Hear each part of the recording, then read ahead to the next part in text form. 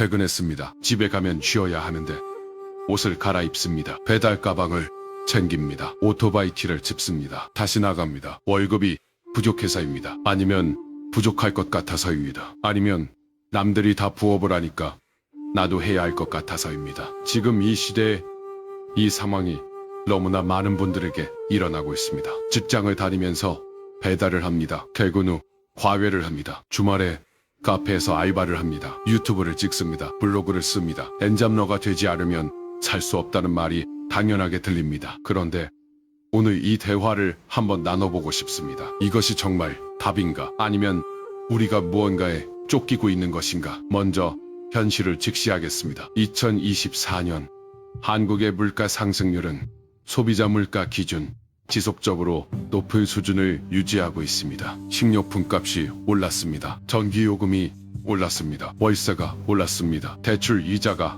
올랐습니다. 그런데 월급은 물가 상승 속도를 따라가지 못하고 있습니다. 통계청 자료에 따르면 실제 임금 상승률이 물가 상승률보다 낮은 해가 이어지고 있습니다. 쉽게 말하면 같은 돈을 받아도 살 수 있는 것이 줄어들고 있다는 것입니다. 이 현실이 사람들을 부업으로 내몰고 있습니다. 이것은 개인의 문제가 아닙니다. 구조적인 문제입니다. 그러니 부업을 못하는 자신을 탓하지 마십시오. 부업을 하고 있는 자신을 가엾게 여기지도 마십시오. 부처님 당시에 이런 이야기가 있습니다. 웰루따라는 마을에 농부가 부처님께 찾아왔습니다. 그는 이른 아침부터 밭을 갈고 씨를 뿌리고 물을 대고 저녁이 되면 가축을 돌봐야 했습니다. 쉬는 시간이 없었습니다. 그는 부처님께 여쭈었습니다. 저는 왜 이렇게 쉼없이 일해도 충분하지 않은 느낌이 드는 것입니까? 부처님이 말씀하셨습니다. 수레바퀴는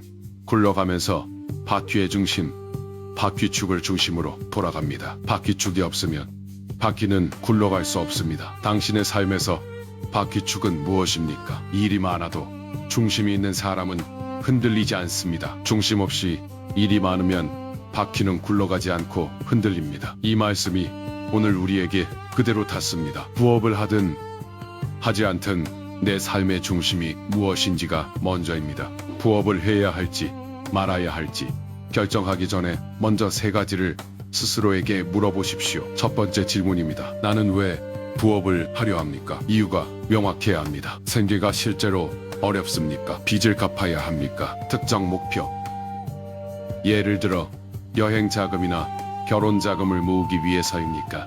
아니면 남들이 다 하니까 나도 해야 할 것 같아서입니까? 아니면 부업을 안 하면 뒤처지는 느낌이 들어서입니까? 앞의 이유들은 실질적인 이유입니다. 뒤에 두 가지는 두려움입니다. 두려움 때문에 시작하는 부업은 오래가지 않습니다. 그리고 두려움은 돈으로 해결되지 않습니다. 아무리 벌어도 충분하지 않은 느낌이 계속됩니다. 두 번째 질문입니다. 나는 지금 얼마나 지쳐 있습니까? 부업을 시작하기 전에 지금 본업에서 이미 에너지가 고갈된 상태라면 주의가 필요합니다. 번아웃 상태에서 부업을 추가하면 몸이 먼저 망가집니다. 2023년 대한산업보건협회 연구에 따르면 투잡 이상 종사자의 수면 시간이 평균 5.8시간으로 권장. 수면 시간인 7시간에서 9시간에 크게 미치지 못했습니다. 수면 부족은 면역력 저하, 판단력 저하, 사고 위험 증가로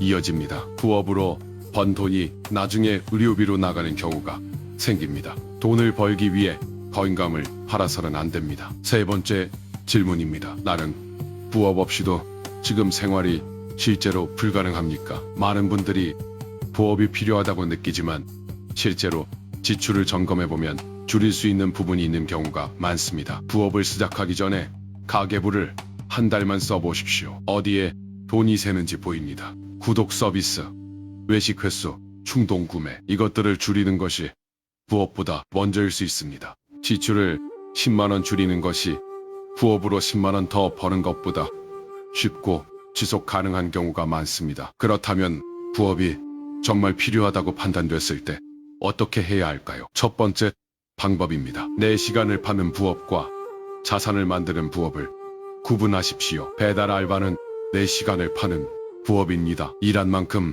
버는 것입니다. 시간이 없으면 돈이 없습니다. 반면 블로그, 유튜브, 전자책, 온라인 강의는 자산을 만드는 부업입니다. 한번 만들어 놓으면 내가 일하지 않아도 돈이 들어옵니다. 처음에는 시간이 많이 들고 수입이 없습니다. 그러나 쌓이면 시간에서 자유로워집니다. 가능하다면 자산을 만드는 방향으로 부업을 설계하십시오. 두 번째 방법입니다. 본업을 지키십시오. 부업에 집중하다가 본업이 흔들리는 경우가 있습니다. 부업 때문에 수면이 부족해서 본업에서 실수를 합니다. 부업 생각 때문에 본업에 집중이 안 됩니다. 본업이 흔들리면 가장 큰 수입권이 위험해집니다. 부업은 본업을 위협하지 않는 선에서 해야 합니다. 세 번째 방법입니다. 수입보다 시간을 먼저 설계하십시오. 부업을 시작하기 전에 일주일 스케줄을 먼저 그려보십시오. 본업, 수면, 식사, 운동, 가족과의 시간, 이것들을 먼저 배치하십시오. 그리고 남은 시간에 부업을 넣으십시오. 부업이 삶의 중심이 되면 안 됩니다. 삶의 중심은 지켜져야 합니다. 부처님은 이렇게 말씀하셨습니다. 중도를 걸으십시오. 너무 조이지도 너무 느슨하지도 않은 그 사이, 그것이 지속 가능한 길입니다. 네 번째 방법입니다. 목표 금액을 정하고 끝을 설계하십시오. 부업을 무한정 계속하겠다는 생각은 위험합니다. 언제까지 얼마를 모으겠다는 목표를 명확하게 세우십시오. 목표가 달성되면 부업의 강도를 줄이거나 멈추십시오.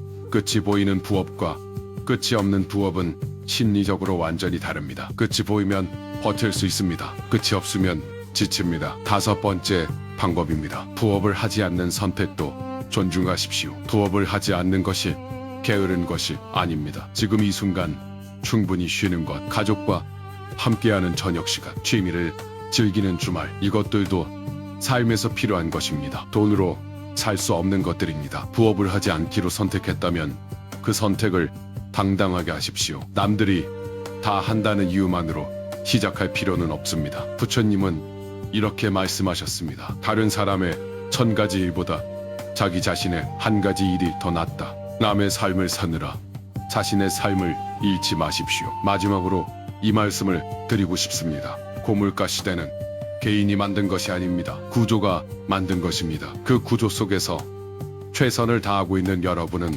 잘못이 없습니다. 부업을 하고 있다면 그것은 성실함입니다. 부업을 하지 않고 있다면 그것은 삶의 균형을 지키는 것입니다. 어느 쪽이든 괜찮습니다. 중요한 것은 돈이 삶의 주인이 되지 않는 것입니다. 내가 돈의 주인이 되는 것입니다. 부처님은 이렇게 말씀하셨습니다. 재물은 수레와 같습니다. 수레가 사람을 태우면 탈 것이 됩니다. 사람이 수레를 태우면 짐이 됩니다. 돈을 내가 부리는 것, 돈에 내가 끌려다니지 않는 것, 그것이 고물가 시대를 살아가는 가장 현명한 방법입니다.